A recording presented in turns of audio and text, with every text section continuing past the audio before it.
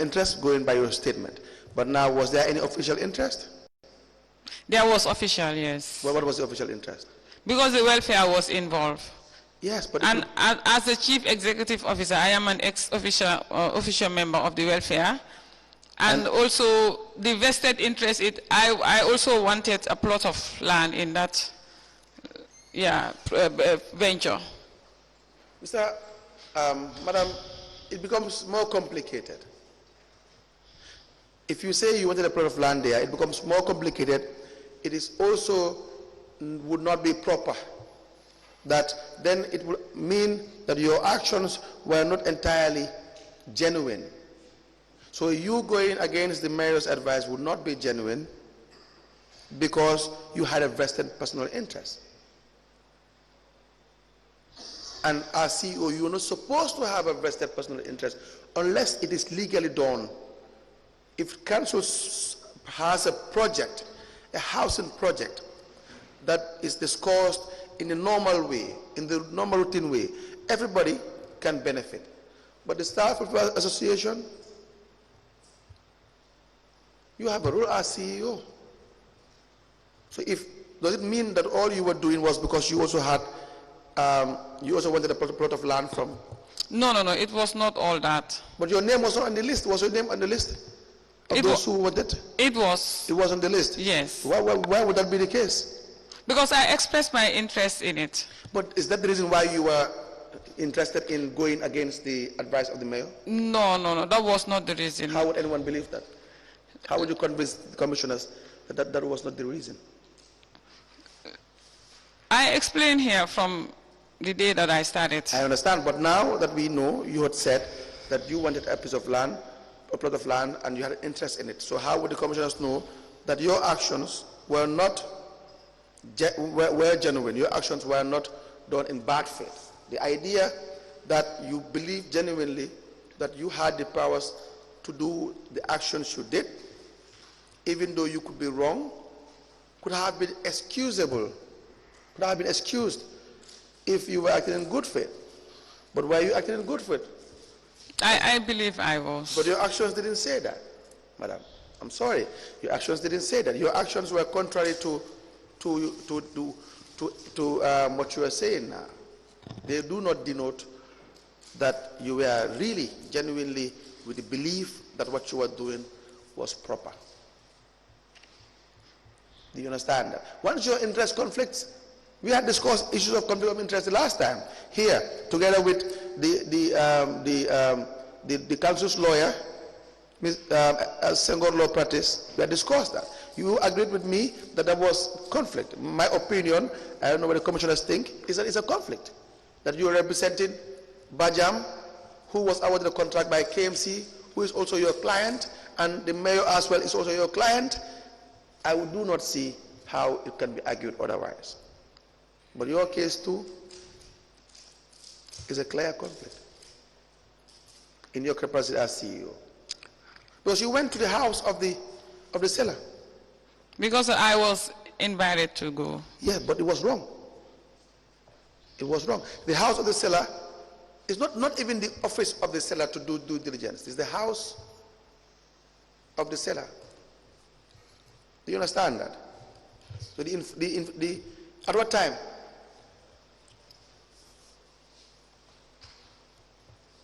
At what time did you go there? It was, I want to believe, late in the evening, after close of work. In the evening, late, after close of work. Do you think that would be proper? And if anyone sees you, do you think they can be convinced that you don't have a vested interest? Of course, you had said you wanted a plot of land, but do you think anyone would not have thought that you wanted extra benefits? If it was purely council's activities, I would not have gone that far. But no, it is. In the case of the Staff Welfare Association, there is nothing that council does that would be purely council's activity. I mean, the management of the welfare is a separate body. Yes. From my responsibilities. Yes. As the, in terms of managing the council's affairs. But they have a link. They have a link. they have a link, and that's the reason as to why, in your capacity as CEO, they needed a guarantee.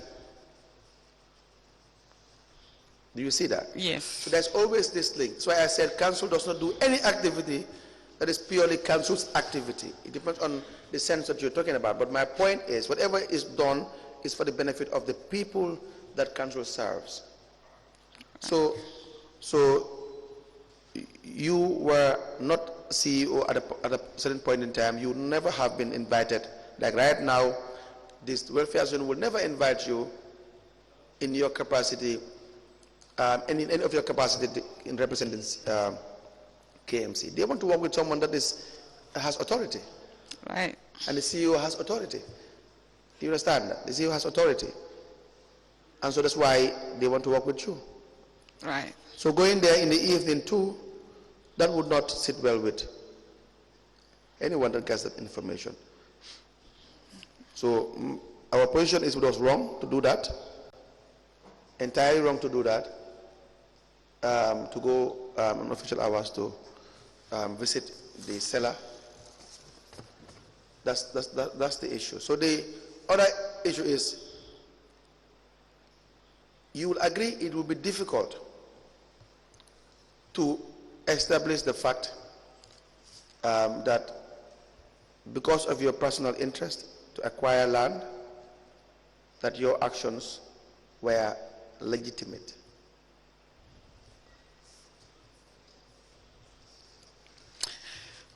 I thought I was helping the Welfare Association to achieve their goals. Right.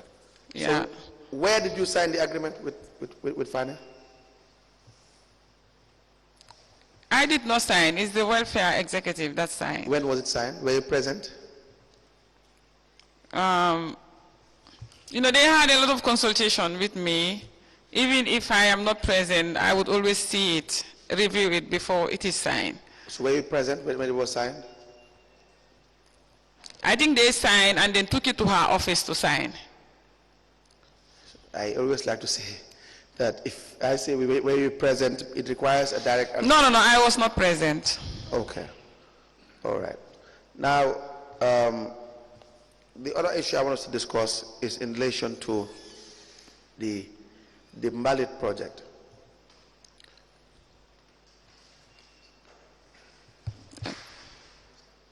Yes, the Mallet project. But when you came to KMC, regarding the revenue of KMC, were you availed with any evidence regarding the baseline as to what the revenue would have been at the time? Yes, I believe. You were? Yes. Was it in a document form? We have our weekly reviews of our bank balances. So through that, we got to establish, at the time, the baseline of the revenues. All right. Yes. Now, when you came in with respect to the Mallet project, the trucks that were to be acquired from Express Motors, these negotiations have already started with Express Motors, do you know? No, when I joined the council, they had already acquired the trucks. Yeah, everything was done and concluded, and the trucks were in operation. How many? 19 trucks. 19? Yes. You had an issue with the trucks. You had an issue with the contract, the agreement, and everything. Right. What was your concern? In my briefing with the mayor, that was the first day that I reported to work. Yes. He explained the Mallet project, the establishment of the Mallet project. Yes. And he informed me that it was a PPP arrangement with Express Motors. Yes. Then I did not have time to go through the contract agreements and the other arrangements relating to the Mallet project. So I took it as that. And from my understanding of PPP, council was not supposed to spend, or was not supposed to be responsible for the repayment of the facility that was used to acquire the trucks. Yes. Yeah, I was informed by him again, the mayor, that when the trucks came into the country, for the council to clear the trucks from the ports, they wanted a duty waiver from government, but that was not granted. And according to him, he said he felt that was wrong. Council should have been supported. Yes. And I also was not happy about it. But at the time, I did not know that. I was with the understanding that council was entirely responsible for the procurement. I did not know that the trucks were procured by ESPAS, yes, imported into the country by ESPAS, and so it was supposed to be ESPAS that was supposed to pay for the clearance of the trucks at the ports. Yes. Yeah, so, but as time goes on, as I started becoming familiar with the arrangements, and I was asked to liaise with ESPAS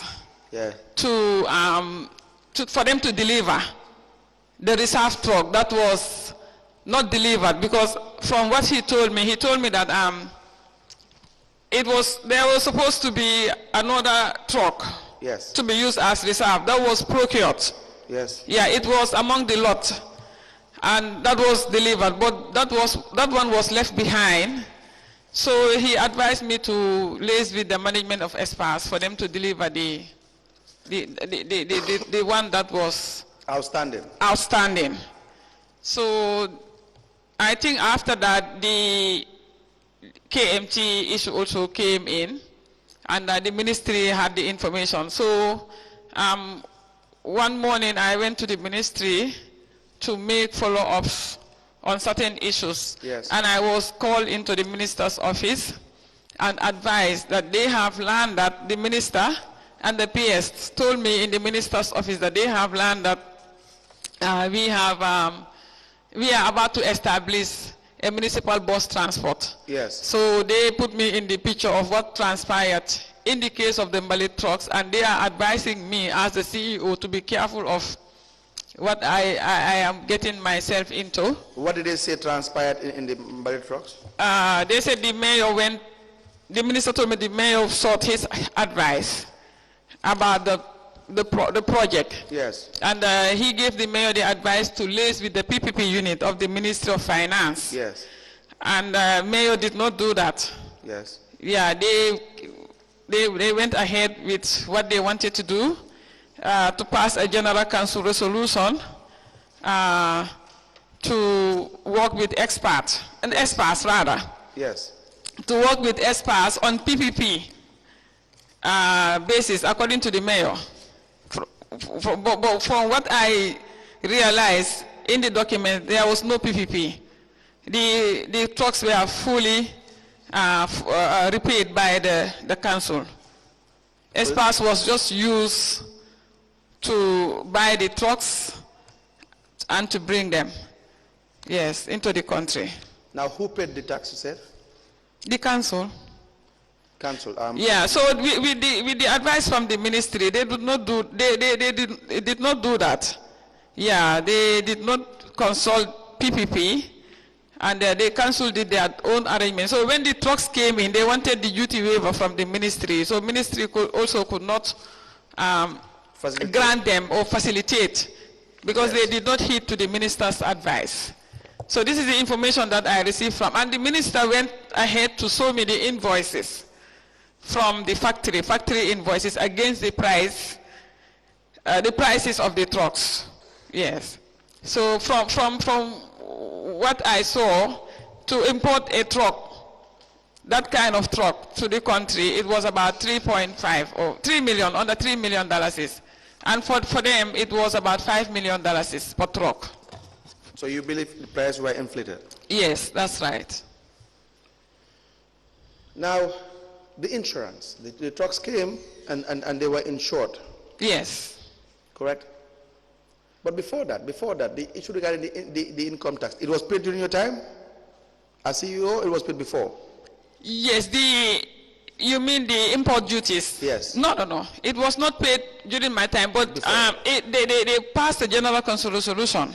Okay. Yeah, for council to pay the duty waiver, and it was about... yes, that's correct. Yeah, 1.3 million, or yeah. Now, Dollars, the trucks yeah. were in town, they had to be insured. Yes, they had to be insured. You said in your statement, page 13 of the statement dated 2nd of March 2020, paragraph 4, number 4, you said,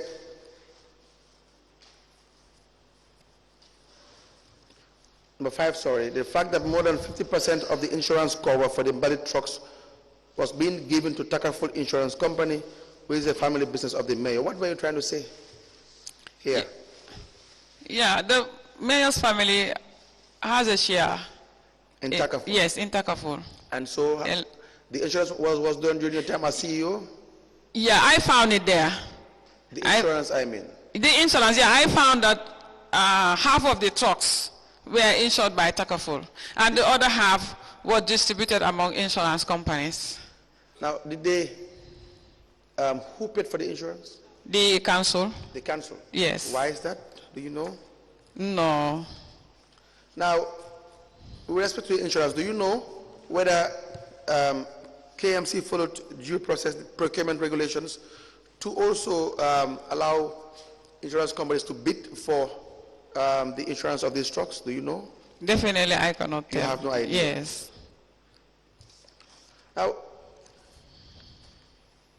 the CEO at the time before you was the acting CEO. Yes. You were privy to, have you had chance or by any means to have access to the procurement documents in relation to the embedded trucks when you came to examine? Before I came in? Yeah, no, when you came in as CEO to review the contracts or the bidding documents, did you have time to do that? No, I did not. But when I came in, I found them had issues with Ajib Bank. Yes. What were these issues? The Ajib Bank froze their main account, so they could not withdraw or do anything from it because they defaulted in the repayment of the loan. Yes. Yeah, because they have accounts with Ajib Bank. They have the Mallet project account. They have a council account, and I think they have an investment account with Ajib Bank. So in all the accounts, they could not do anything in it because they defaulted in the repayment of the loan. The project account was performing because what was being realized monthly was far below their monthly repayment. So they were not performing as expected. So Ajib had to freeze the council main account. So it was because of that, council wrote to Ajib Bank promising them that $40 million was now being budgeted every year from council's main budget, yes, not from the Mallet project, yes, for the repayment of the trucks. So that was the issue I was not comfortable with because that $40 million, yes, from what I understood, that it is PPP. If it is PPP, then the project is supposed to repay to fund itself. But that was not the case. Now council is falling back on the taxpayers' money to repay the loan because that's the guarantee that they gave Ajib Bank through a letter. And I got to have access to that letter because the then MD of Ajib Bank, Mr. Nuha Marina, the late Mr. Nuha Marina, came to the council with his team. I think Mr. Samba Fai was part of that meeting, if I am right. Mr. Samba Fai, the late Mr. Nuha Marina, and I think a lady, I'm not sure, Asali Matu. Yes. But I can fully recall Mr. Fai and the late Nuha Marina. They came to the council to make that follow-up. And when we had that agreement that now council would be repaying the loan from the main council funds. Wait a minute. When were they making this follow-up? Ajib, after they had agreed to finance the purchase of the trucks and after they had disbursed monies? Yes. Do you understand what I'm trying to say? Yes, I do. Said they came to make follow-up. Follow-up after the trucks were in, after monies were disbursed, and now it was time to start servicing the loan. And council started defaulting. And so the bank wanted a guarantee.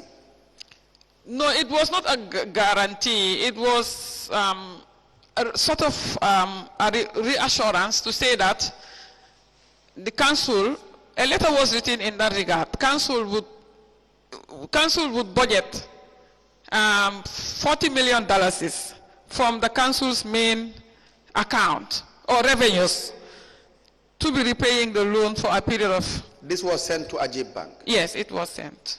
Who wrote the letter? You, as CEO? No. It was signed by Mr. Sirif Njai.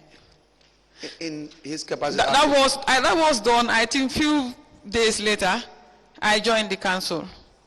Yes. But it was done after the purchase of the trucks? Yes. Which means Ajib already financed these trucks? Yes. And then now the payment, to get their money back was a problem? Was a problem. And so they had to tie council down in relation to having them to have an undertaking that they would, regardless, pay these monies from other sources, though they know that the trust cannot fund itself.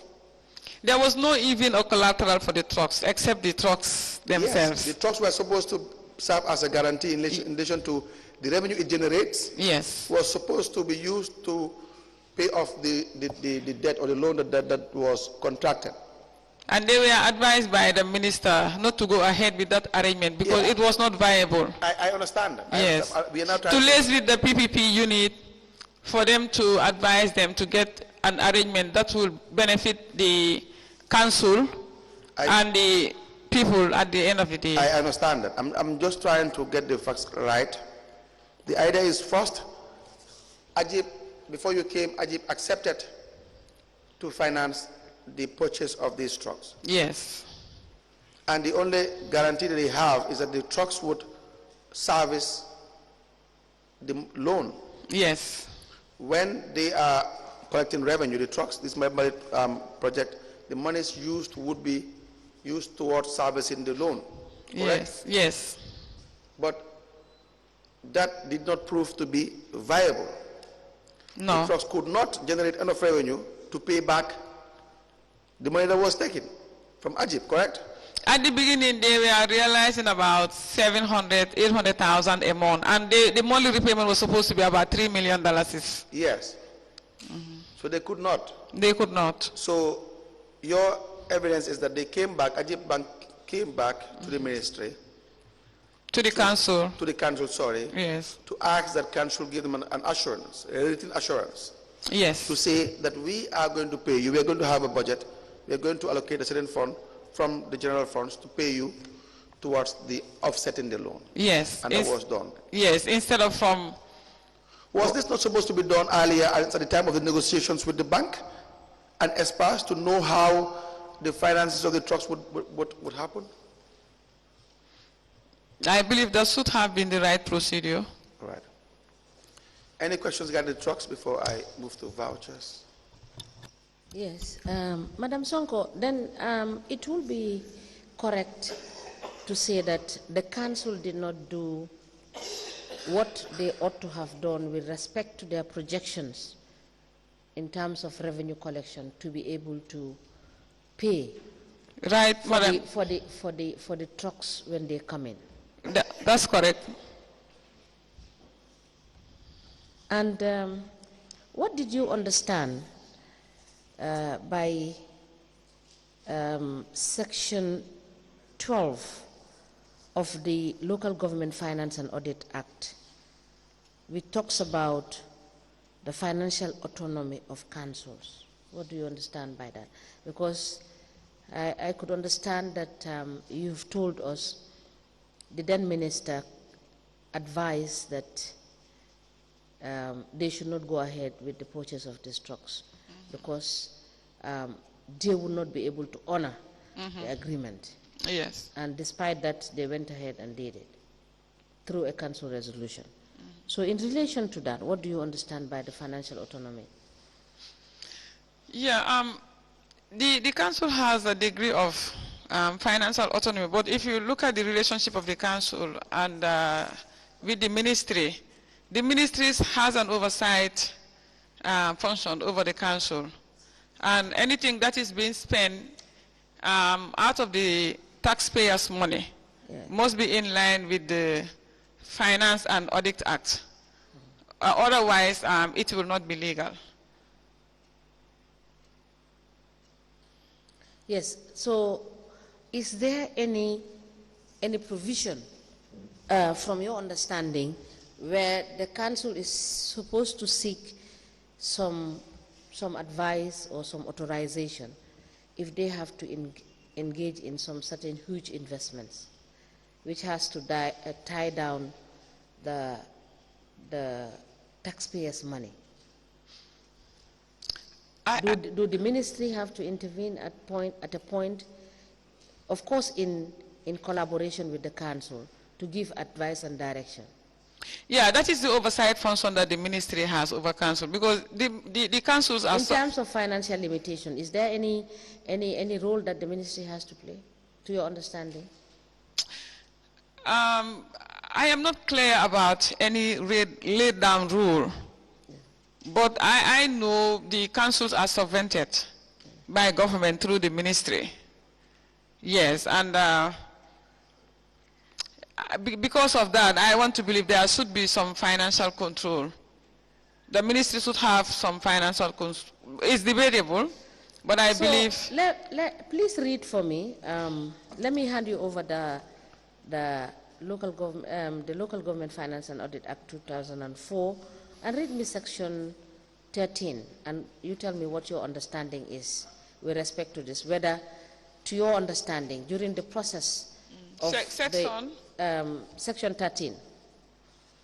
13. Yes, you start from section 12, the Finance and Audit Act, not the Local Government Act. Yes, the Finance and Audit Act. Yes. Section 12, Financial Autonomy of Councils. Yes. So, subject to the provisions of this act and any other act, each council has autonomy over its financial matters, excluding salaries, advances, and other emoluments. So... Sorry, it's allowances. Yeah, allowances and other emoluments. Okay. Section 13? Section 13.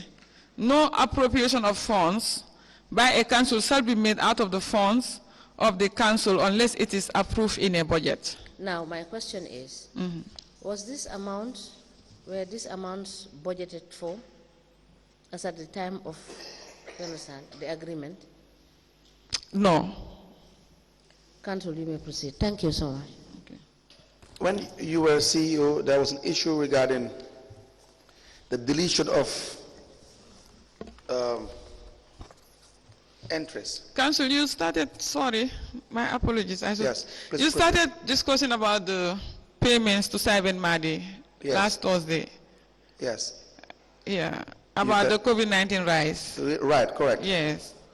That's true. We will come back to that. Okay. We'll come back to that. We will come back to that. Now, the deletion in relation to, I have a document here I will show. It's also captured in the reports as well. There's a period that there were missing receipts, about $297,941. That was deleted in the system. I'm not sure whether you recall this. Do you recall this? Yeah, it was brought to management's attention during my time. Let me show you a letter written by Sheriff Njai as well. Okay.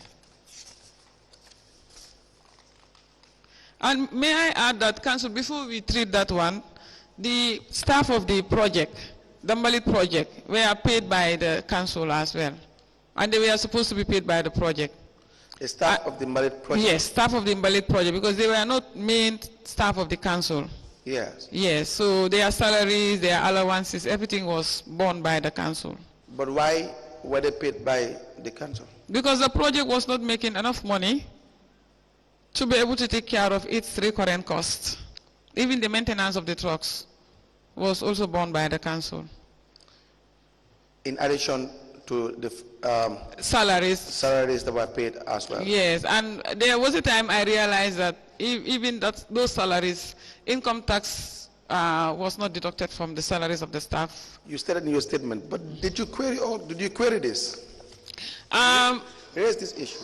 I raised it in the mayor's office in the presence of the finance director, and Who was the finance director at the time? Dr. Aliuketa, and I asked them to take immediate action because if GRA found out, we might be liable for economic crime. Yes, but was that issue solved in any manner? In the following month, I didn't see them take any action. Then I called the project manager. Yes. And I advised him to take care of it with immediate effect. Even with that, I don't know now. Who was the project manager? The Bakari Singate. Bakari Singate? Yes, was the project manager at the time. So, but the issue of the salary, you will have to sign up for it. You would have to approve. Yes. But why would you approve their salaries if they were to be paid by the project itself? Because I was hoping that they would heed to my advice, but that was not done. But still, with the idea that you would even agree that they should pay, that you know it was wrong, but why would you as CEO continue to? I didn't realize it in time. When I realized it and gave instruction, in fact, I had in mind that I was going to write so that I would have evidence to say that I had raised this issue. In the beginning, you had a good working relationship with the mayor. Yeah, I do. But when I came across, or when I realized that income tax was not being deducted from the salaries of staff of the project, yes, I genuinely raised it in the mayor's office. Yes, I know. And I also called the project manager. Yes. But when no action was taken, I had planned to write. Yes. To formally to the mayor. Right. And to keep my copy. But before that could happen, I traveled to Dakar. Yes. And this issue came up before I returned from my travel. But how many months have you paid the staff in the Mallet project before? No, I paid them for about an year or so. About a year or so? Yes, yes, before realizing it, to be frank. Yeah, but it was a project. That was the problem. Yeah, it was a project. So what made you to continue paying? That's why I am saying, was it an issue of you having a good relationship with the mayor at the time? No, but there were no issues in the beginning. No, there were issues at the beginning. At the beginning, the relationship was good. Yes. But as I settled in, and I started discovering or realizing anomalies here and there, our differences also started coming up. Coming up. Yes. All right. My position is, if something is wrong, then it has to be classified as falling within the category of wrongdoings. And so the idea that you have a project, when you came in as CEO, you knew there was a project going on, and of course you are highly qualified, that's why you were appointed. It would have been more prudent to raise these things and probably put it in writing that payments were made to or are being made to the staff of the Mallet project, and they are not supposed to be paid by the council itself, and so this project is wrong unless other actions are taken to rectify that. You understand? Yes, I do. Back to the issue of the deletion, how was this issue dealt with? $297,941 is for the 3 bottles of monies received, entered in the system, but were erased subsequently. Can you tell us what you know about this, was done about this deletion? You were the CEO at the time? Yes. Yes. So when it was brought to the management's attention, yes, we also forwarded it to the Establishment and Appointment Committee. Yes. Yes, and the Establishment and Appointment Committee held a meeting. Yes, I think that was the only meeting that I remember. What was the meeting about? About this deletion of receipts from the system. Yes. Yes. Was this issue ever resolved? Was the issue ever resolved? Were actions taken? From that meeting, the advice was to engage the system developers. To engage the system developers to come and explain how it could be possible to delete receipts from the system. They explained. They explained to the... Yeah, to the but that council. did not find me there. Okay. Yeah. So from what I understood, or from the point that I left things, the system developers were supposed to be engaged to come and explain to the council. Yes, so that's where I left things. That's why you stopped. You Yes. left when? In July 2021. 2021. Yeah, that's when they sent me home. We have a correspondence dated the 28th of December 2020. Cardiff Municipal Council by the Deputy Director of Finance. That's Shirif Njai? Yeah, this was when Sirif wrote about this for the first time. Yes. Yeah.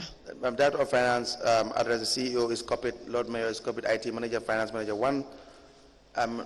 Let me show you what we are talking about. Please go through the document.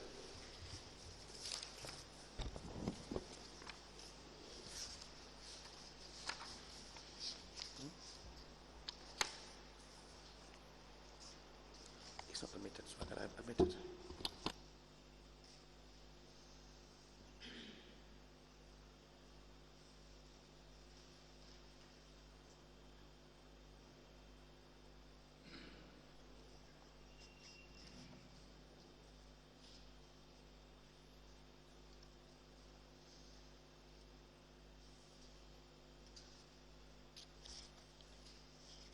Yes, exactly.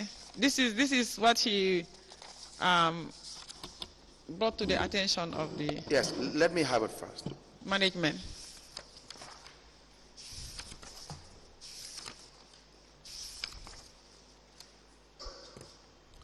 We applied to tender the Cardiff Municipal Council memo addressed to the Director of Finance, Chief Executive Officer, the Lord Mayor is copied, and IT Manager and Finance Manager 1, signed by the Deputy Director of Finance, Shirif Njai at the time.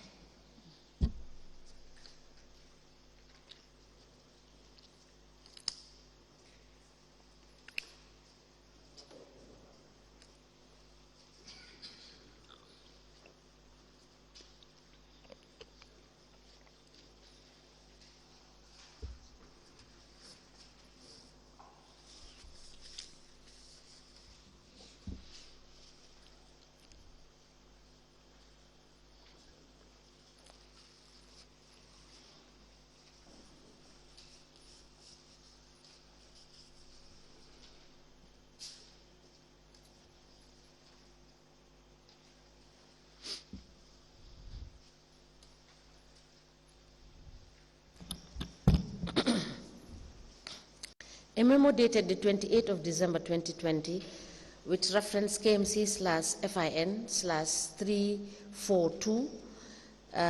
This is from the Deputy Director of Finance, and it is addressed to the Director of Finance, copied to the Chief Executive Officer, also copied to the Lord Mayor, IT Manager, Finance Manager 1, and IAD, with the subject missing receipts in brackets confidential. It is signed by Shirif Njai. The said memo is admitted in evidence as an exhibit, and it is marked as LGC/SMS/KMC/10012. As the Commission please. May I please have the exhibit? Should be 0111. As the Commission please.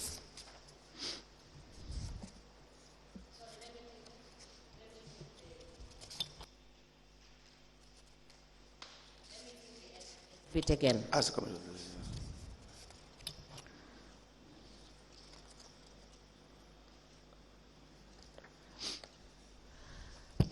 The memo dated the 28th of December 2020 with the reference KMC/FIN/342.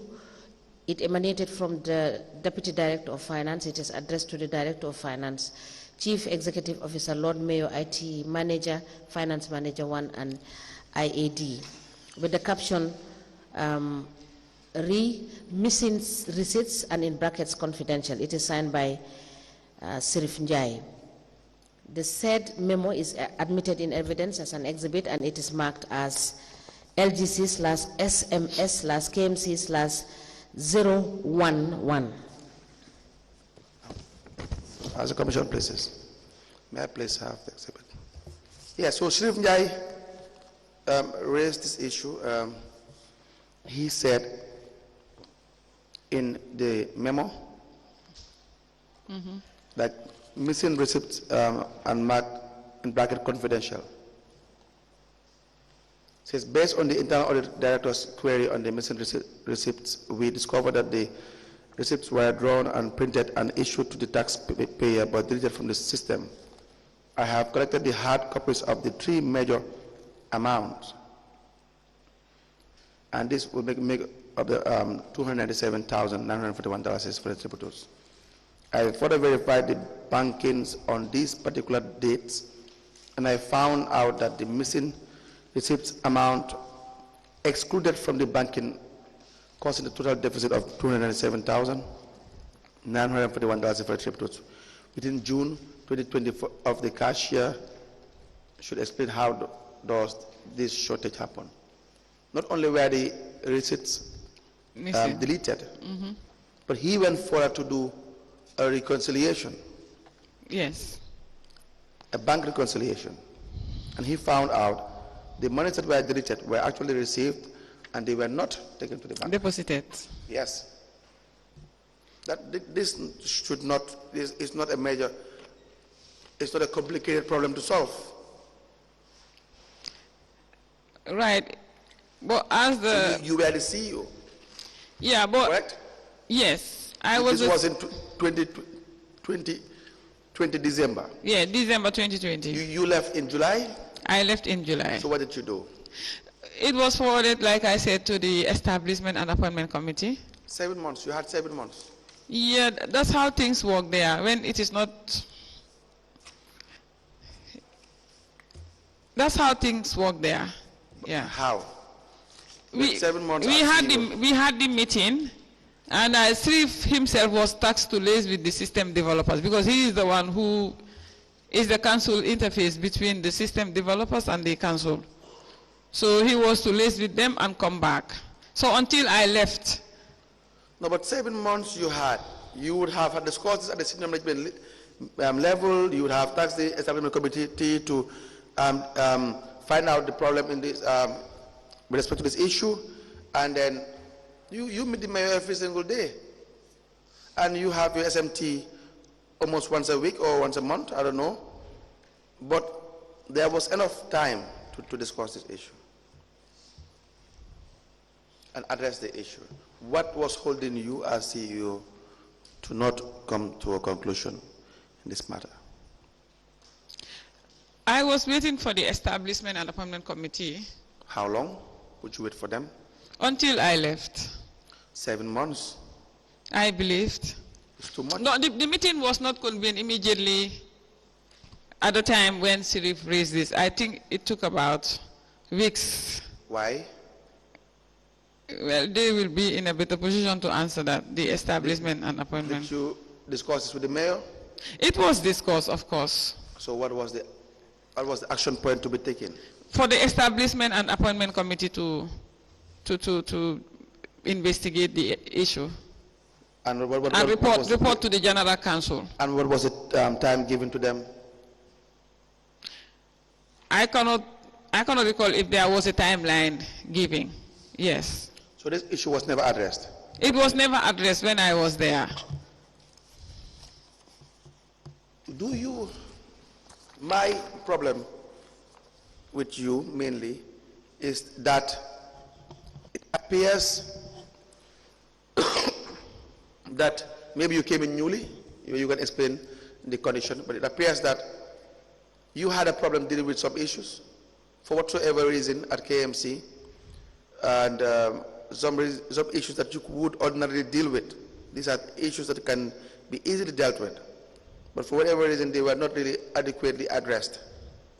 And there must be a reason as to why you would not address these issues, because you manage the daily affairs of the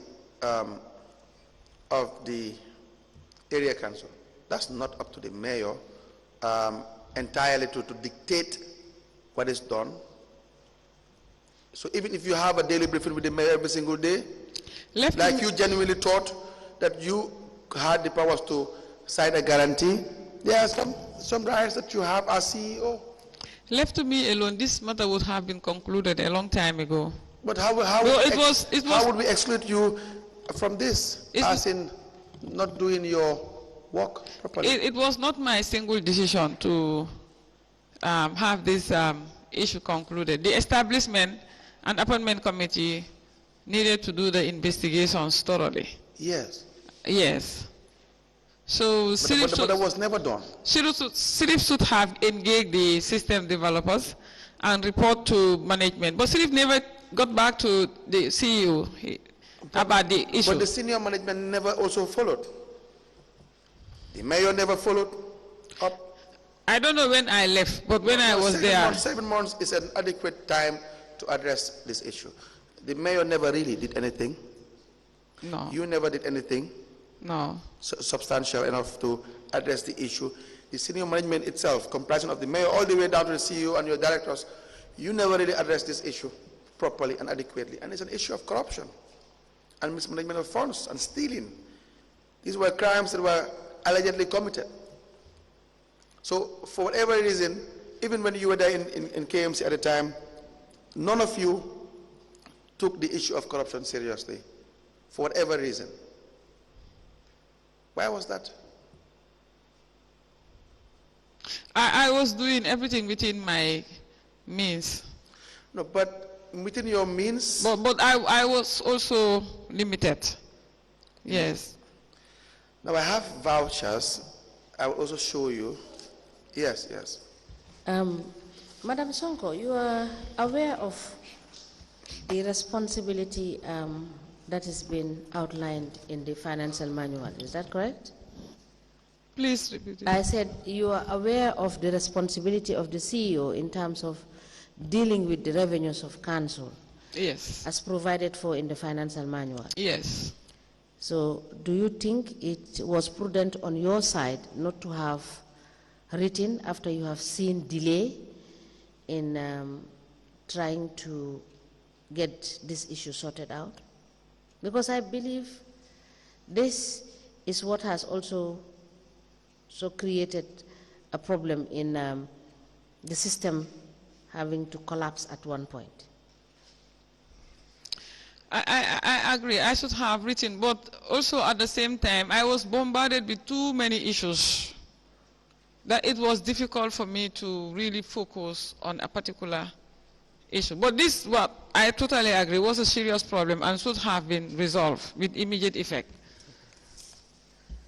All right, thank you. I just have one issue. During your time, sorry, Council, this may be a bit out of context, but I just want to find out from her, as CEO. On the issue of salaries, emoluments, and other and allowances, during your time, aside from the senior cadre, who are the people that would determine the salaries and allowances of the junior cadre that have been employed by the council? Is the council? Is the council? Yes. So do they have mandate to do that? They have mandate, but the proposal must be forwarded to the ministry to approve. Yes, because I, based on the provision that you have earlier read, and it is saying, with the exception of this, and it's a provision that is cutting across, you know, whether it's senior cadre or junior cadre. So which means if the council appoints the junior cadre, it must send those appointments To the and ministry. salary allowances for the ministry for endorsement Yes, before you act on it. that's right. During your time, did you make any appointments and paid people's salary with the approval of the ministry? Appointments were made, but they were never forwarded to the ministry. Why was that? Or was it because you people were above the law? So No. you cannot comply with the laws that govern you to run the council? No, I would not say that. So why didn't you send during your time the appointment and the salaries you have identified and other emoluments for the staff that you have employed for the ministry to endorse? Because if the ministry failed to do otherwise, you have written evidence which could be held against them, because it's their responsibility to make sure that they respond to you on time and to do what is expected of them to do. Is that not correct? Yes. But when you fail to send it to them to do, and you do what you decide to do, is that in line with what the law is saying? No, it is Thank not. you. Council, you may proceed. Yes, so the COVID relief in 2020, we have a voucher dated the 17th of April 2020, where payments were made to Shabin Ebadi. A voucher was raised. The description is exhibit number LGC, KMC, SMS/KMC/010. It says being payment for 3,000 bags of rice for KMC response to COVID-19 pandemic as per memo attached. And these are monies that were realized from donations, right? It Yes. says donation record, in bracket, non-KMC funds. I don't know what it means. If you receive donations, it is KMC funds. The law says that the revenues of council, donations are part of it, money to receive, That's right. Council, part of it. please, Go ahead. can I see the voucher? again? Yeah. Yes, yes, I Because will I show. have doubt with the second one. With the second what? Second payment. The second authorization sent to Trust Bank. So I will show you the voucher. It's Okay. signed by Director of Finance, Chief Executive Officer, internal audit stamped and signed. It is accompanying the voucher is a request for food relief from Lyman S. Sanyang. Letter addressed to the CEO and Lord Mayor. Shabin A. Madi gave an invoice, it's attached. The invoice says $1,680,000 addressed to Kano Municipal Council. The Finance Committee passed a resolution.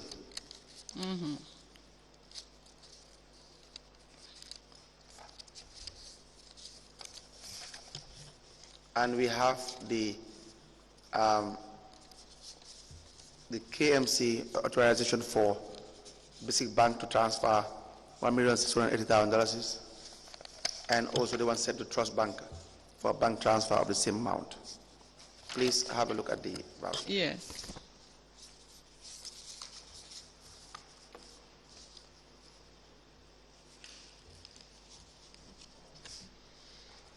Okay.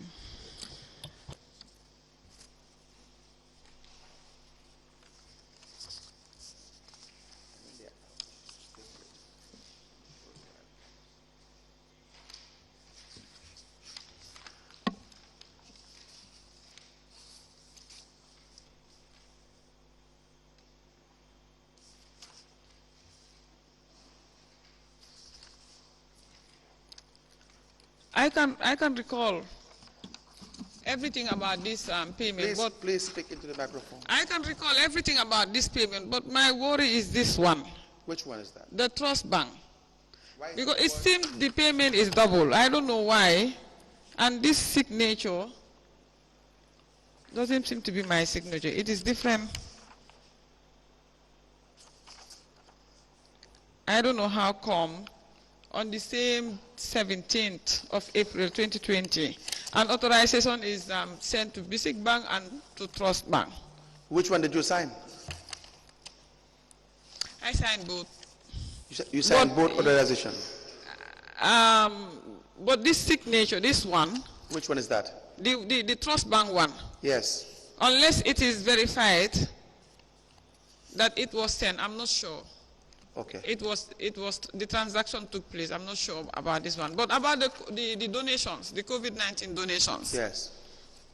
I have receipts of payment into council accounts here with me. Yes. So when the COVID-19 hit, Yes. a task force was formed by the council.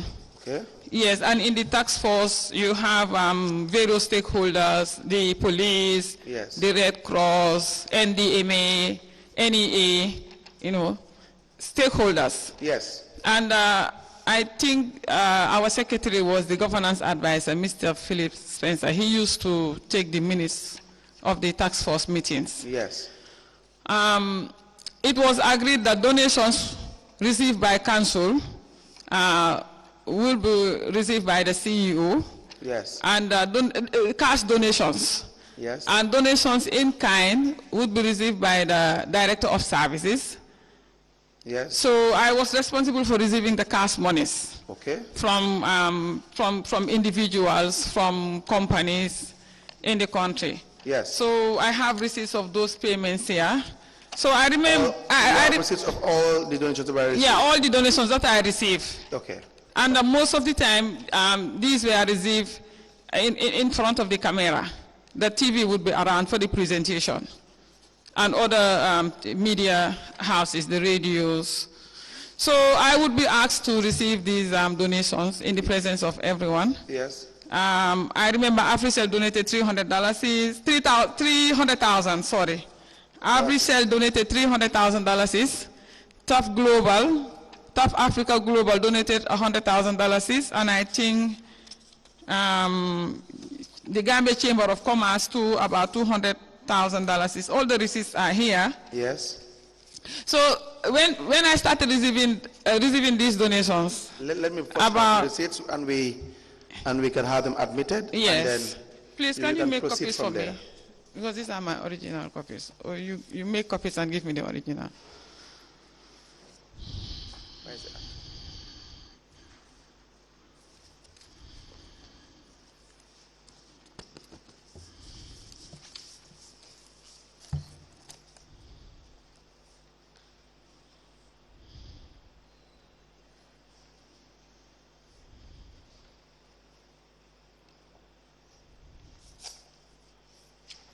We apply to tender the following Carnegie Municipal Council receipts, evidencing donations received for the COVID-19 relief fund, correct? Yes. The first is received by Senator Martin Sonko, the witness. The amount is $100,000. Donations from Reliance Financial Services for the fight against COVID, 2nd of April 2020. The second is received by the witness, $11,500. Women gardeners, if I am right. Yes, received from the women gardeners. We have an amount of $50,000 received for the COVID-19. It's from GT Bank? 50,000. Yes. So I have an Excel sheet detailing the amounts and the institutions. Those who gave the donations, you write the initial name on top. Yeah, that because I requested for it, but the initial ones, that was not done by the finance director. So what we do then, because yes, there are some that do not have the names of the people that gave these donations. So I have an Excel sheet. I even shared that with the investigators. all right. Yes. So please provide that, have a cover note to Okay. explain all these receipts. Yes. You attach it there. Yes. And then when you come back, you can even do that during break today, Okay. or you come back tomorrow and we have it admitted. Yes. So, but just to say that, Yes. when, But we'll give this back to you, yes, and you can do the needful. yes, thank you, By tomorrow, latest, we will bring it. thank you. But proceed with your evidence. So, because of these funds were used to procure the rice. Yes. So when I started receiving these donations from people, Yes. I think about 2 or 3 receipts, I was called upon by the mayor, Yes. and he advised me that let me hand over the monies to the director of finance.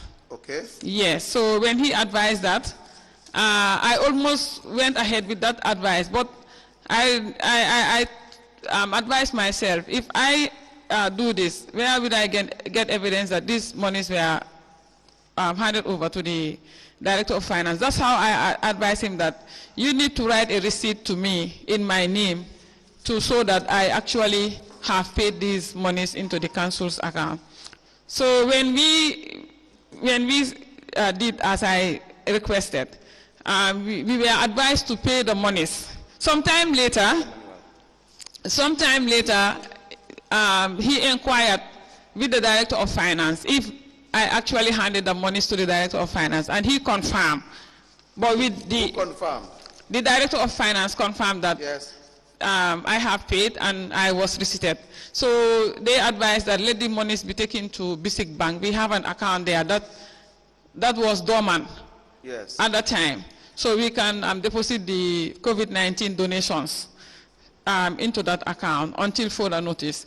So we were going along with that advice. Any amount that was received by me, I would also pay it into the council's account through the director of finance, Yes. who would hand it over to his staff to go and deposit into Basic Bank.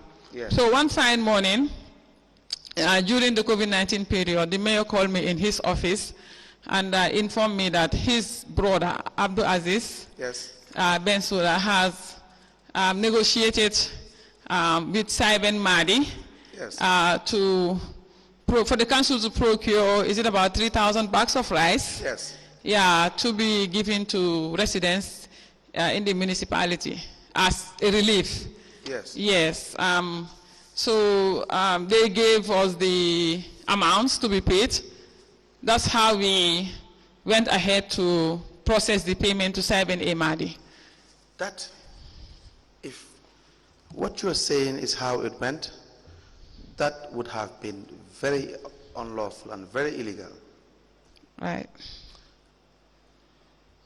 The brother of the mayor, Aziz Bensouda, is the lawyer that you're referring to, that you had met on several occasions during meetings, through Zoom meetings, and also been a member of the Waste Management Task Force. Task Force, yes. That would not be proper. That would be wrong.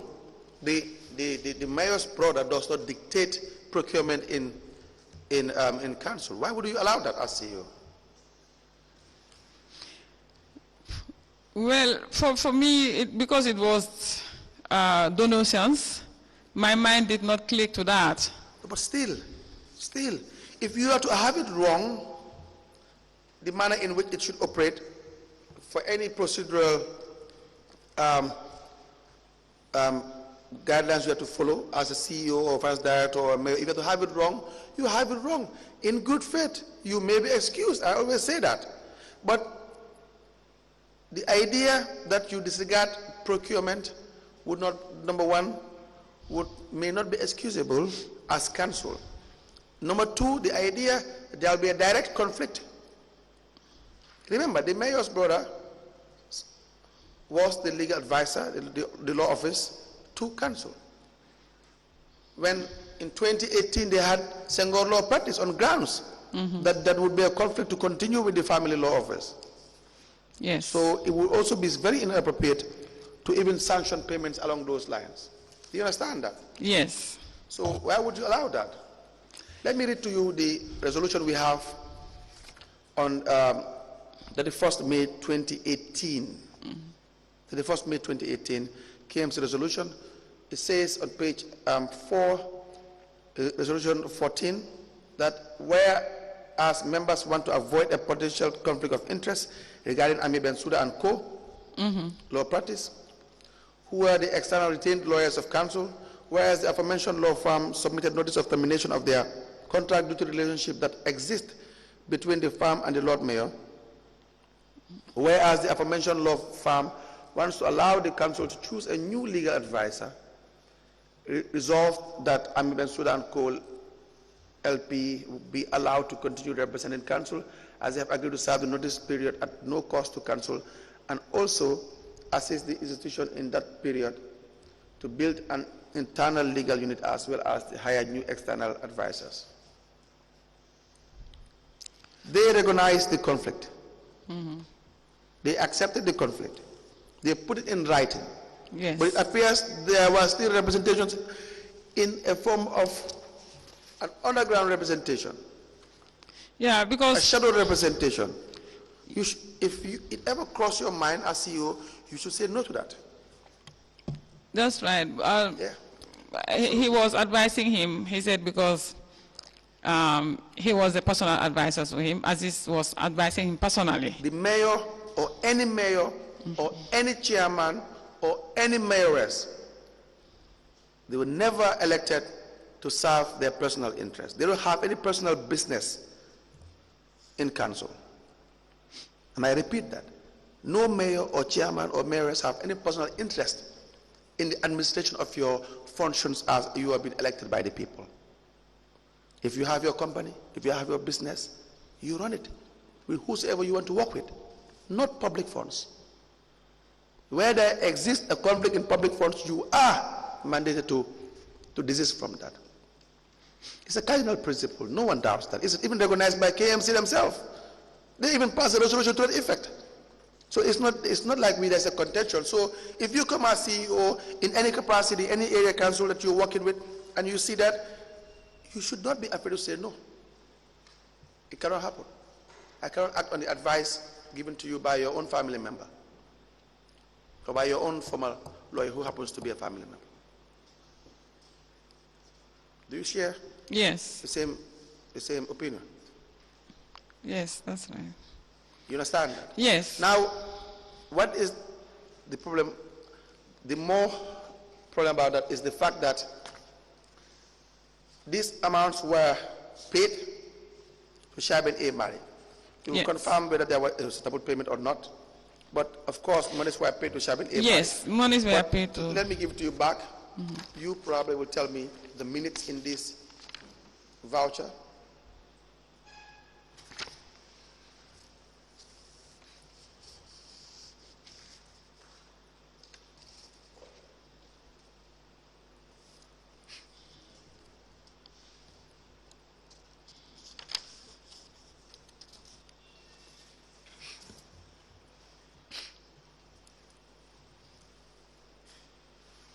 So this is from the Director of Services to the Acting Chief Executive Officer.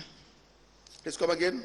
To the Acting Chief Executive Officer and copy to the Lord Mayor. Request for food relief. The date is 14 April 2020. Yes. You want me to read the request or the minutes only? The minutes first. No, the request first. The request.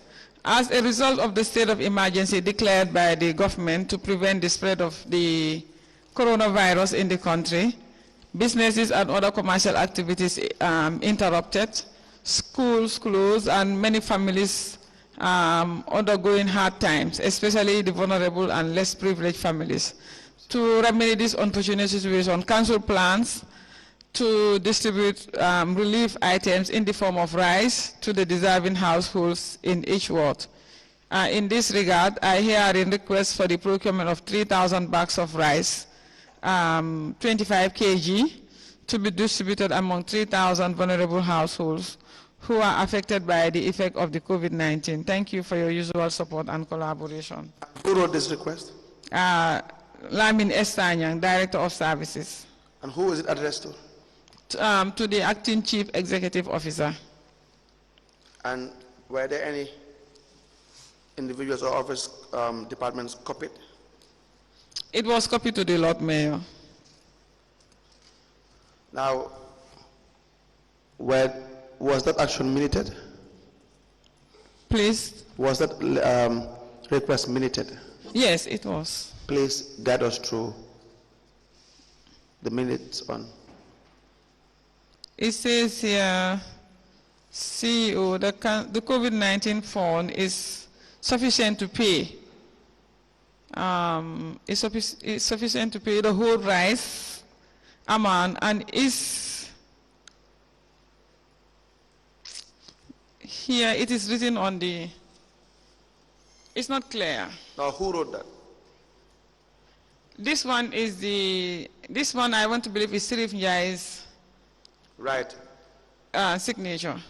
Was this issue discussed in your daily briefings with the mayor? Yes, it was discussed. And what was the instruction? The first time I received instruction in this regard was when he informed me that his brother has negotiated. You know, I think a general council resolution was even passed to via $1 million from the council's travel budget to be used towards this relief support to residents in the municipality. So after that general council resolution, it was announced. It was announced, and at the same time, people were also making donation. Yes. Yes, just like I explained earlier. So he called me in his office and told me that Aziz has negotiated with Simon A. Mahdi to supply us the 25 kg bags of rice, 3,000 at a reduced price. Yes. How do you know what the price were reduced? Can I please have the voucher? How do you know the price were reduced? How would you know? I think at the time the 25 kg. But how would you know the price were reduced? No, I did not know the price. I did not, but I think at the time the 25 kg was about 7 something, and I think they said they got it for $700. Where is the evidence? Someone may sell it for $600. I don't have evidence. Someone may sell it for $500. Someone may even go way cheaper. You understand that? That is how the procurement works. That is how our procurement regulations work. You must have value for money. You understand that? We don't leave our procurement, the public procurement, in the hands of private individuals who don't work for the institution, who are not qualified to administrate, to administer the procurement, who are not mandated by law to administer the procurement. This, as CEO, and like I'm saying, you should know. I would tell any CEO that you should know better, and not to allow yourself to be made to do things that would not be proper. Let me read to you the Finance and Audit Act 2004, Local Government Finance and Audit Act 2004. It says, page 6, Revenue and Funds of Council, section 4. The revenue and funds of council include all sums of money or funds accruing to a council. Without prejudice to the generality of section 1, the revenue and funds of council consist of A, monies derived from rates imposed by the council under or pursuant to the provisions of this act. B, local taxes. C, monies payable to a council under the provisions of any other enactment. D, monies derived from licenses, permits, dues, charges, fees, or royalties. E, receipts derived from any public utility concern or any service of undertaking belonging to or maintained by a council, either in whole or in part. F, rents derived from the letting or leasing of any building or land belonging to a council. G, project funds, donations, and grants other than from general revenue. Do you see that? Yes. So the list goes on. H, endowments. I, sums appropriated by National Assembly. J, any sums of money which may lawfully be assigned to a council by any public corporation. K, returns on investment. And such other sums of money as may be granted to a council by any other council. So this comprises of the revenue of council. Right. Donations, once received, because it becomes council's property, Revenue, council's yeah. funds, council's revenue. You understand that? Yes. So it should be subject to the relevant laws that guides how the monies are received and spent. It has to be in accordance with the laws. Not for someone to say, no, you have money, I have negotiated with XYZ, this is the amount, is the best deal you have, pay the money. No, it's not an individual's interest. Do you understand that? Yes, I totally agree. So Council. that is the issue we have. And so this procurement did not follow any procurement regulation or guidelines or the act. It did not follow due process because even the procurement manager, after we received instruction to pay Simon Madi the amount, Simon Yes. A. Madi, Yes. the procurement manager at the time was Fatu Saho, was instructed to prepare the documents. When she came to my office, she Yes. raised the issue and we discussed over it, but we did not have much authority or power to do otherwise. But why? Because of the environment. What environment? Council, I said it in my statement. I know you have It been was saying over- intimidating. The environment was intimidating, and we were forced to do things that we did not want to do. Yes. Yes, But next time, don't do it. I learned my lesson. It is easier to say, I will not do it and lose your job than do what someone else's want to save your job. That I have to tell you. Like in the case of the example of the former acting CEOs. Yes. Yes. Who was the former acting CEO? Salam and Jai. Yes. Yeah, her case was always brought up, as a means of intimidating me, that if I don't do what they want me to do, they will resolute not to work with me. Yes. And that's what exactly they did to me. Absolutely. Yes. You have a point. I think they have heard you, the commissioners have heard you. Salama will come, will explain. KMC have not kept a CEO that is consistent for a long time, since 2018. I wouldn't have seen one. We want to have consistency in our public office. We don't have it. And so your evidence is very important.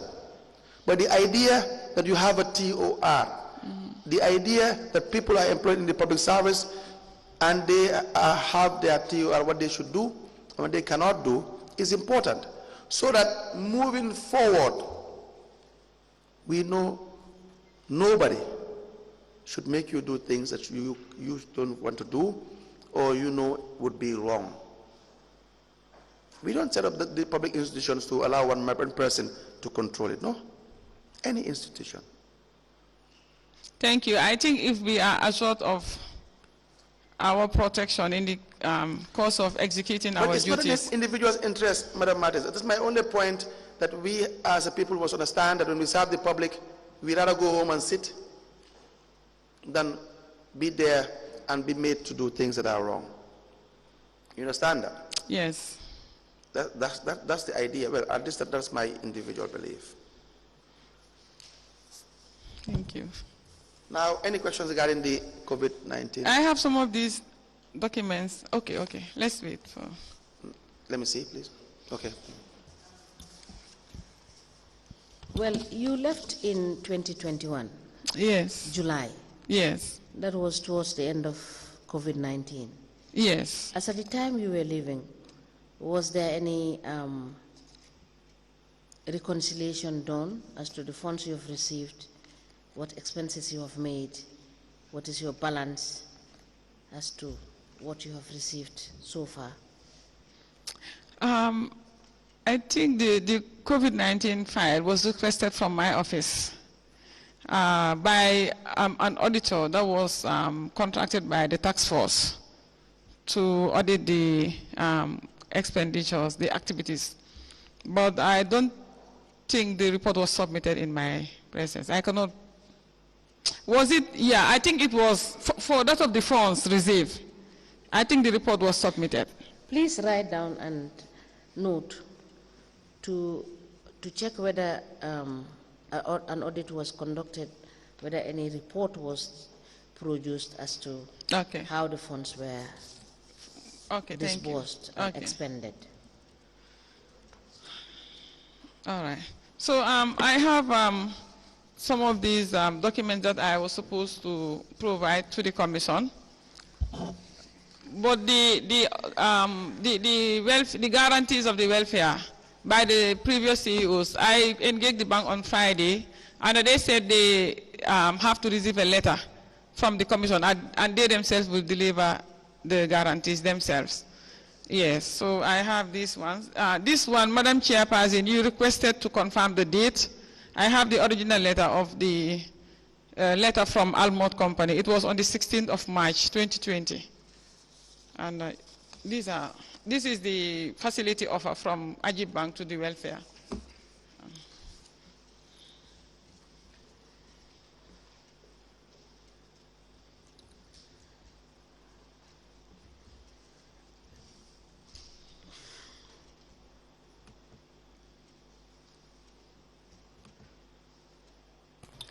We apply to the different documents. A letter from Almond Real Estate, signed by Aliu Danso.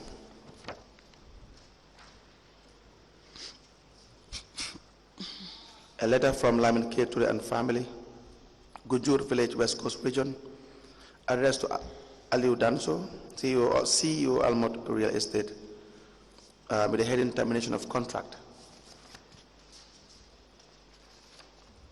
Ajib Bank facility offer letter addressed to the President, KMC Staff Welfare Association, into evidence asset.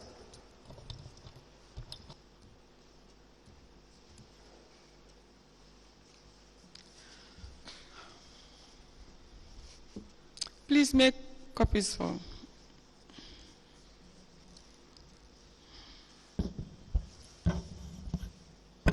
Madam Sonko, you may make the application and request for copies. We are going to retain the originals and we will avail you copies. Thank you.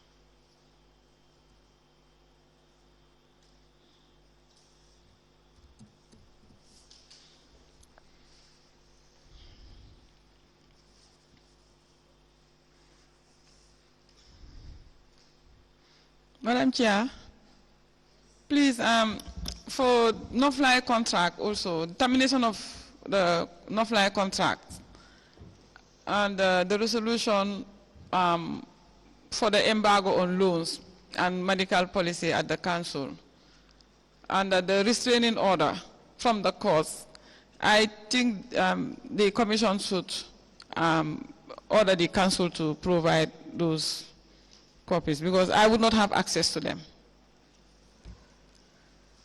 Those are the 3 documents that are pending. Madam Sonko, that is noted. Thank you.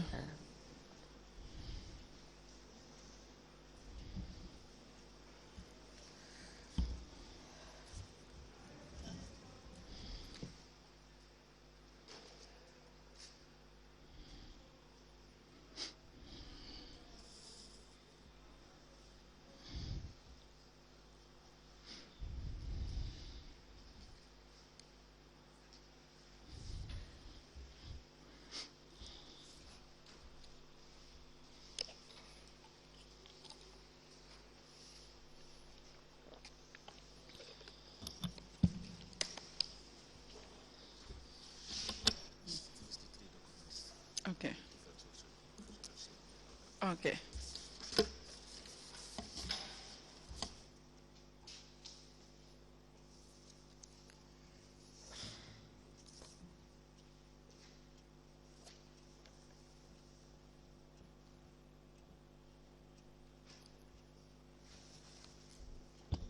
A letter dated the 7th of November 2020. It is from Almond Real Estate, signed by Aliu Danso, CEO. A letter dated the 29th of August 2021 from Lamin K. Ture and family, Gundur Village, West Coast Region, addressed to Aliu Danso, CEO, Almot Real Estate, with the subject termination of contract. It is copied to the SO Gunjur Police Station, Alkalo Gunjur, Kunkujang Village, and the KMC Staff Welfare Association. The letter is signed by Lamin K. Ture and family. A facility offer letter from Ajib Bank dated the 29th of June 2020 addressed to the President, KMC Staff Welfare Association.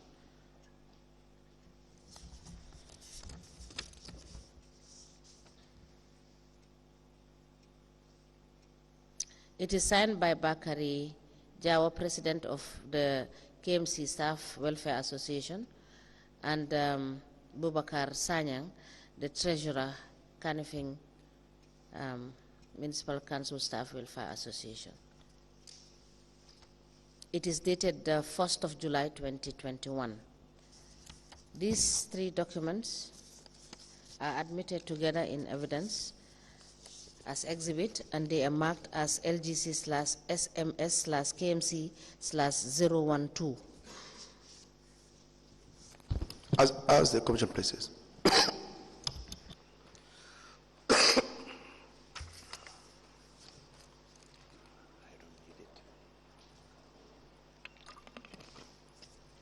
We have 2 vouchers from AMCC Enterprise. You've dealt with AMC Enterprise when you were CEO.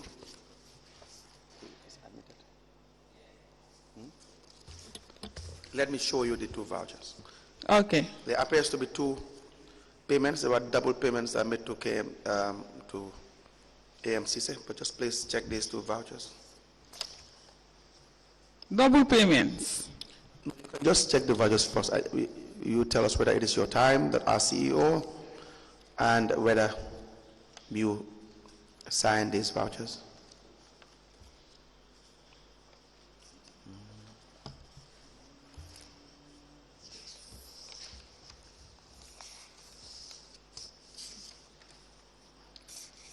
Yes, I signed these vouchers. Both vouchers? Mm-hmm. What were those payments for? That is hiring of bulldozer D6 for dressing of waste at Bakote dump site. And this one too is hiring of bulldozer D6 for, I want to believe it's dressing of waste at Bakote dump site. Okay, may I please see the 2 vouchers?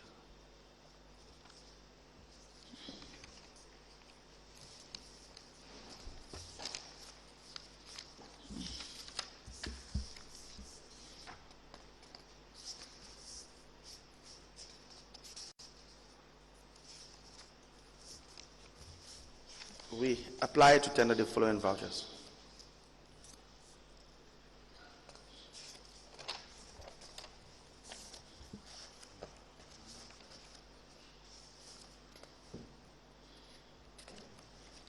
The first is dated the 8th of February 2021,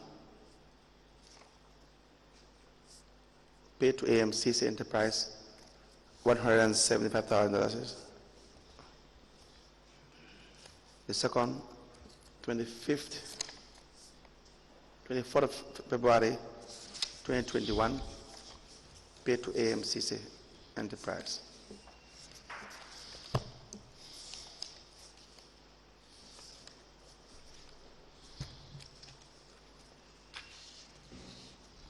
To have them admitted into evidence and marked accordingly.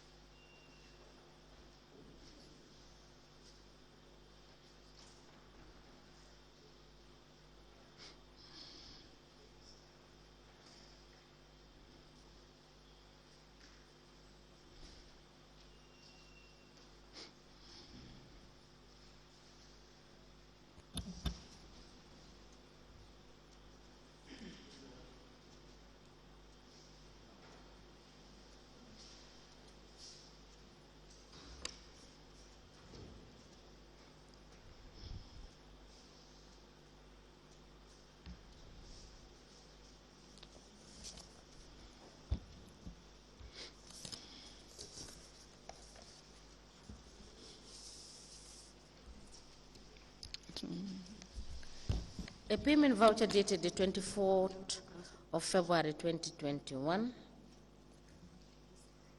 with voucher number PV210409 and a payment voucher dated the 8th of February 2021 with PV number PV210405. These two payment vouchers are admitted in evidence as exhibit and they are marked as LGC/SMS/KNC/013. As the Commission, please, may I please see Exhibit 013? And Ms. Sonko, these were not the double payments. We have another two vouchers that appears to be double payments. But I will show you these vouchers. These payments made to AMCC are similar to the ones made to Lankaramos Ware for the dressing of the backwater dome side. How do you guys follow procurement in relation to the hiring of these contractors?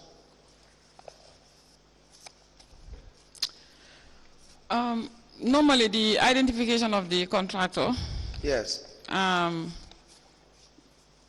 is done and then forwarded to the CEO's office. Yes. Yes. In fact, I found both Lang and AMCC dealing with the council.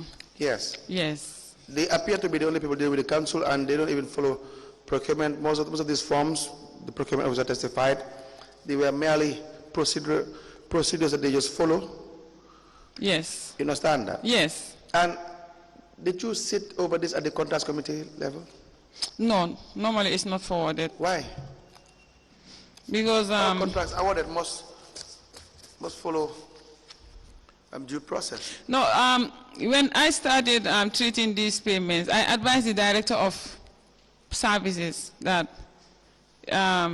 they should try and have a service level agreement with AMCC because he was the one with the machineries. Yes. For such kind of works, for his issue to be taken to GPPA. Yes. Yeah, for GPPA to approve. Yes. For council to have a service level agreement with AMCC. Yes. Yes. So, but why was it not done? I believe Because the law says for every procurement it has to be strictly in line with Procurement Act and Regulation. Strictly. that's right. So why were payments made to AMCC continuously and Lankaramo without following due process? In the case of these procurements, it was complicated. Why? It was complicated because the understanding I had was they are the one who do these kind of works. But we don't know And that. they have been doing it for the council since 2018. Yes, but we don't know that. No one knows that. That could be true. But do you want to run an institution based on just mere opinion?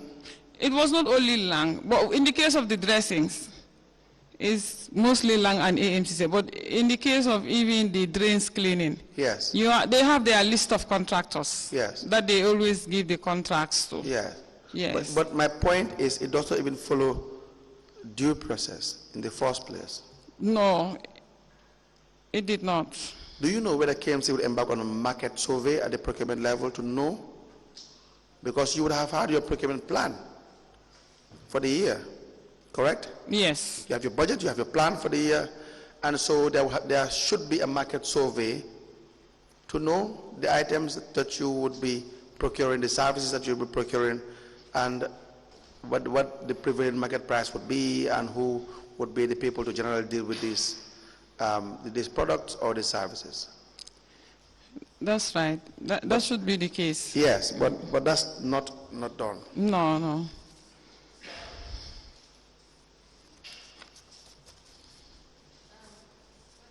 Sonko, on the issue of Mr. Sisi and Lankaramo, looking at the vouchers and looking at the work they do, we have realized that AMCC is the one that has the machinery, Yes. and yet still it was contracted to another party who goes to contract Mr. Cisse. Is that correct? Yes, that is correct. But I think that is because they had issues with AMCC. There was a time they owe him a lot of money, and he was refusing to lend them, or he was refusing to receive contracts from them. So they resorted to going through Lank, who would also subcontract or would hire from AMCC. So then how do you, would that not be too expensive? It is extremely expensive. It is extremely expensive. Because if another party is given the contract, the party would add up his markup Obviously. to be able to hire this. Obviously. Now, why didn't the council consider purchasing its own dresser and bulldozer? I think they had applied to the central government and they were giving 2 bulldozers, D8 and D9, but even those bulldozers were not maintained by the council. At that time, I was not the CEO, but I found those issues there when I became the CEO. So, in your opinion, do you think it is more economical, given the nature of the dump site, being one of the biggest municipalities that generates so much waste? Mm-hmm. Don't you think it is prudent for them to have owned their own dresser and bulldozer and continually make attempts to make sure that those ones are functional in order to be able to maximize the resources expended in the dressing and in the dredging of the dump site? Definitely, it would have been less costly to the council if they had maintained those bulldozers. You know, they went up to the extent of spending $1 million to maintain the bulldozers, and nothing was achieved out of that $1 million. That was a big waste. And when you, as a CEO, when you made the projection as to how much is expended on the dredging and the packing of the dump site, when you made your projection in terms of expenditure, did you make any consideration to making sure that you advise council to purchase their own equipment? No, the equipments are really expensive. Yeah. Yes, they are extremely expensive for council to afford. But since they had the opportunity of being availed with at least one, if I had... You said 2, D8. Yeah, two, rather. Were they functional when they were given? Please. Were they functional? Were those? They were functional. They were. Yes, they very were much functional. Functional, yes. So I think was it during your time? Did you find them there, or they came in your presence as CEO? I found them even not functioning. Yeah. Thank you. Council, you may proceed. Mm-hmm. I have 2 vouchers. Well, not 2, but I have a voucher here that I want to show you. It's PV 201269. The date is 10th of September 2020. It's a payments made to you. It says being refund of his cost of credit, I think it's her cost of credit, to make calls related to her job as per claim attached, $5,000. Please have a look. Hold on a minute. The other one is PV 201633. Date is 3rd of November 2020 as well. says being refunded for cost of telephone expenses for the month of October 2020 as per memo attached. Please go through these vouchers.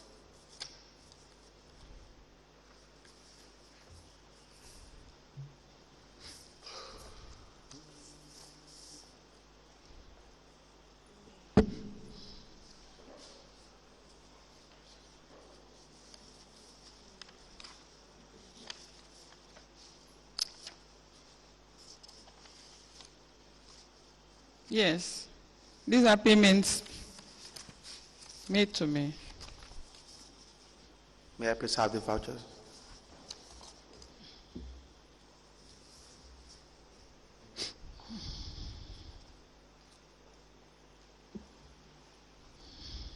We apply to tender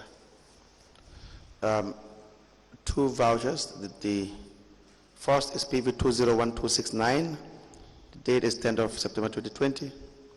$5,000 is paid to the witness for refund of credit used to make calls related to her job as per claims attached. And the second is PV 201633, 3rd of November 2020, $5,000 is as well. Into evidence as exhibit.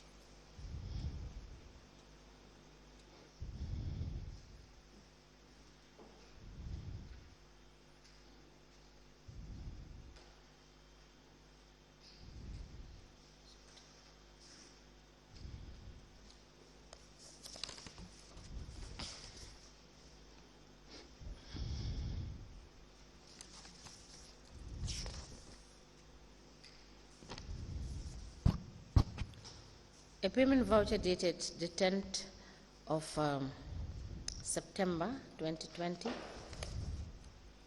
with voucher number PV 201269 and a payment voucher dated the 3rd of November 2020 with PV number PV 201633. These two payment vouchers are admitted in evidence as exhibit and they are marked as LGC/SMS/KMC/014. As the Commission places, may the witness please be given exhibit 014.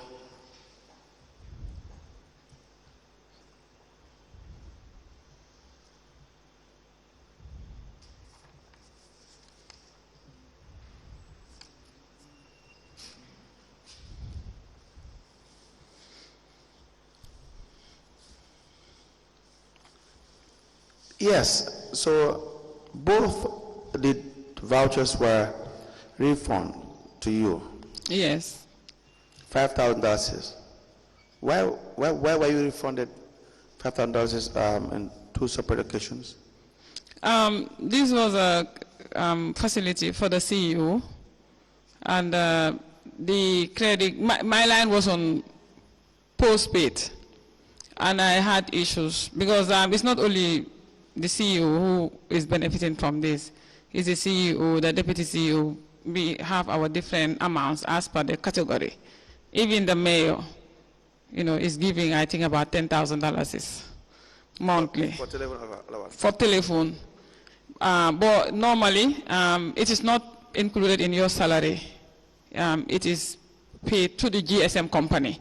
So my line was on postpaid, and $5,000 is about 2 weeks into the month. When I want to make calls, I will realize that the credit is exhausted, and I could not understand why. And that happened for about 2-3 months, and I became fed up with it. So the amount was just too much for it to be exhausted within 2 months. We investigated with QCell, and it could not be established. So I discussed with the management, and I decided that now let me put it on postpaid. But they said that I have to buy the credit and claim the refunds. Who said that in the management? Who advised that? No, it was an advice by the deputy director of art, because he was the one in charge of these credit payments. He received the invoices and processed the payments. So I had discussed it with him, and he advised that we do it that way to simplify things. Well, I don't know, but was the issue with your telephone ever sorted out? Yes. At what point? The 5,000 buying prepaid is more beneficial and cost effective, because when you buy your credit, you will have your free credits as well. Yes. So sometimes I use it for more than a month, even before needing to. Is it a matter of you preferring prepaid, or that your line had an issue? No, it's not the line. I just had problem with the usage of the credit, and it could not be established. It could not be explained. So how much? So you prefer to be paid prepaid? Yeah, I prefer to go prepaid. But then the amount allocated was $5,000. Yeah, that's $5,000. That's in your to the CEO. Yes. It's your appointment letter. Is it in your appointment letter? No, it's allowances that I found there, created for the CEO. But they are not captured in your appointment letter as well? No. Or was the allowance a resolution that was passed, or how was? Please repeat that. How did this allowance? How did you arrive as a council? How did they determine this allowance paid to the CEO, the mayor, and the deputy mayor? I want to believe it was determined at a meeting. Yeah. At a senior management meeting, or maybe at a council meeting. Council meeting. Yes. But you don't know.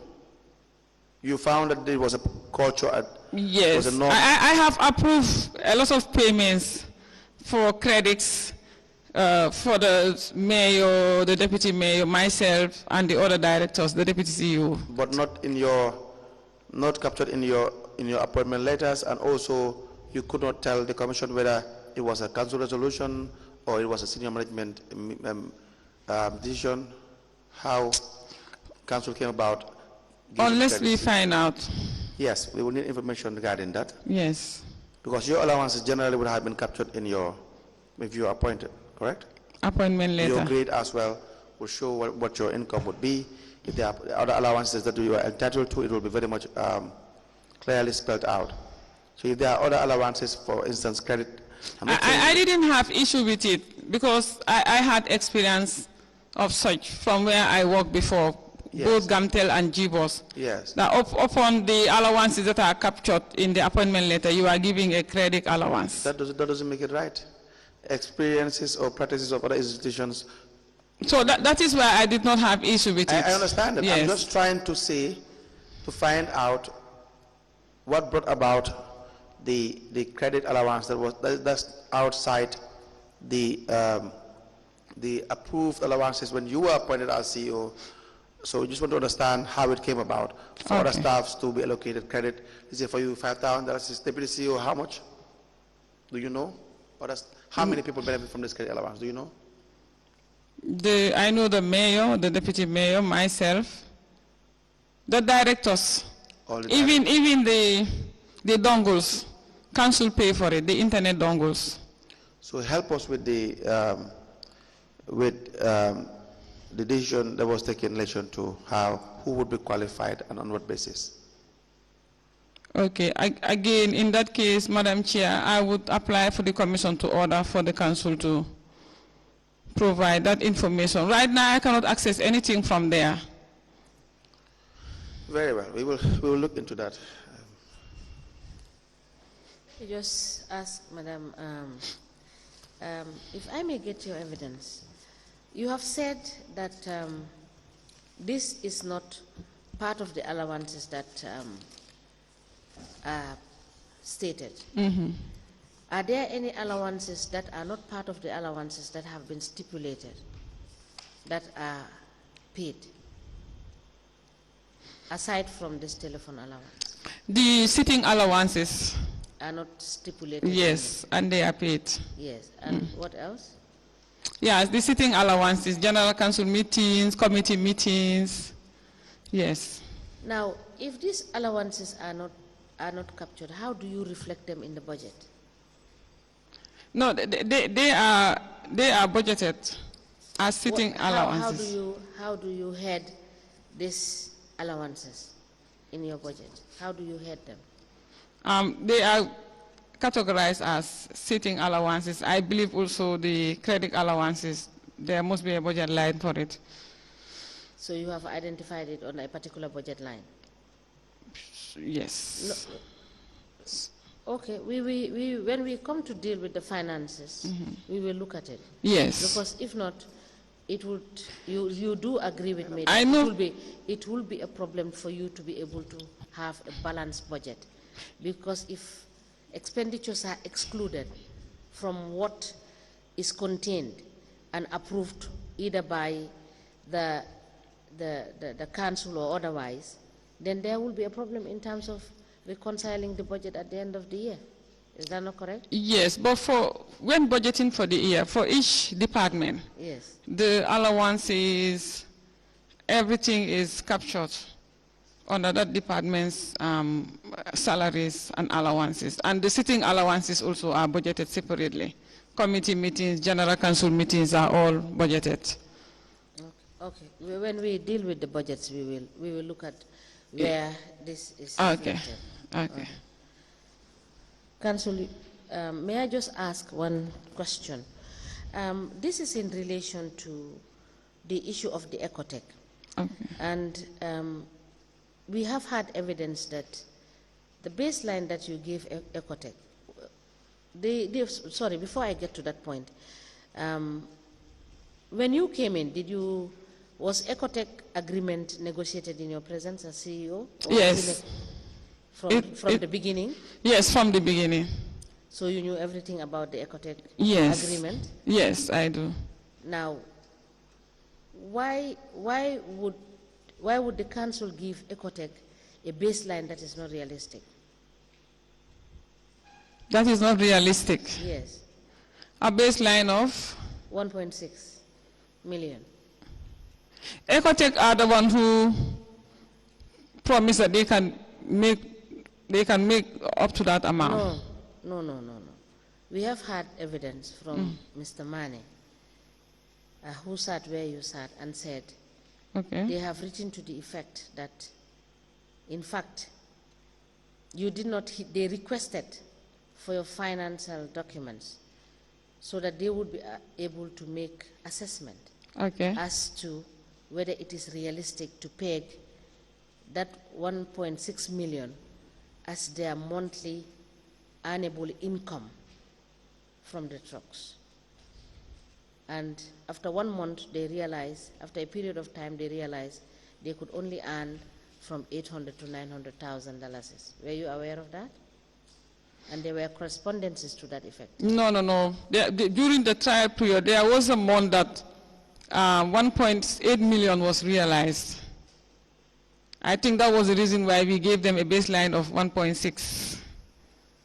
So you are saying the 1.6 was a realistic figure? So you are telling us that the 1.6 was a realistic figure? It was a realistic figure. Now, we will want you to note to get us the evidence that when they did their trials, they were able to generate 1.8 per month, because we had different evidence to that effect. That would be difficult, but because We will, we will note. You will make the application and we'll make the order for them to provide that information. Okay. All right. So now, please go to page 9 of your statement and read the second paragraph up to the line which says, Ecotech, even after the contract awarded. That is from even though we had endless hitches in the process.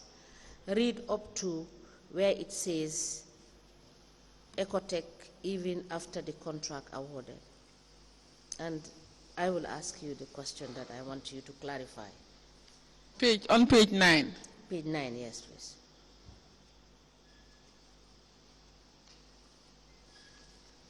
Okay.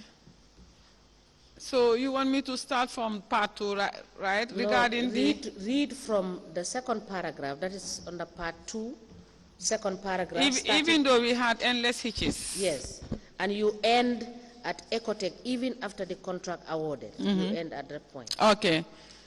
Even though we had endless hitches in the process, we were able to complete the tender process and have the contract awarded to Ecotech in line with GPPA regulations. While all these were happening, some unscrupulous councillors were going behind the scenes and making Ecotech believe that without their support, they would not be awarded the contract. Until one day, the other partner, Mr. Gaston Francis Meltus of Ecotech, complained to me about the endless bribes the so-called councillors are demanding from them. Demanding from him. From Ecotech rather, are demanding from Ecotech even after the contract award. Yes, then can you tell when? Yes, please stop there. We will deal with the other ones at the appropriate time. Okay. So, what do you mean when you made this statement? Yes, I explain it here that I received complaints, several complaints from Gaston that councillors would go to him and request for support, for their community activities. But do you know when you said request for support and bribe are two different things? That is what I want to clear. I said, do you know request for support is different from asking for bribery? Because they make them to believe that if they do not support them, they wouldn't be awarded the contract. So that is bribery. Your understanding is that they were asking bribes? Bribery, so that councillors will support them to be awarded the contract. So for purposes of clarity, your understanding is that these councillors were asking bribes from Mr. Gaston Meltos? Yes. Thank you. Council, you may proceed. Let me read you your offer of appointment. Sorry, I think it's already 1 o'clock, so we may, it's a convenient point to stop.